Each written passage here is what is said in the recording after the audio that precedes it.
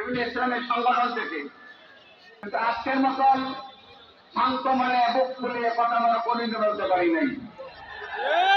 আমাদের ডান দিকে 10 টাকাইতে হইতো, বাম দিকে আর 10 টাকাইতে হইতো, পিছনের সামনে তাকানো হইতো, কে বেজার হবে কে খুশি হবে।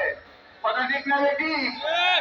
আজকে এই জমিনে, এই মাঠে, এই নান্দালের জমিনে আমরা শান্ত ভাষায় কথা বলতে পারছি। এই মালিকের তৌফিক দিলেন দীর্ঘ 57 বছর পরে প্রাণ ধরে ঢুকিয়ে দেখেন সবাই আলহামদুলিল্লাহ। অনেক বক্তা বক্তৃতা দিবি, বলেন এই জমিন কার?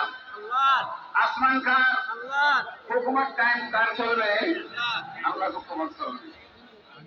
এই খেলাফতের মাধ্যমে আল্লাহর হুকুম এই জমিনে চলবে কি চলবে না বলেন? এই হুকুমত বাংলার জমিনে চলতে গেলে আমাদের ঐক্যের প্রয়োজন। কিসের প্রয়োজন?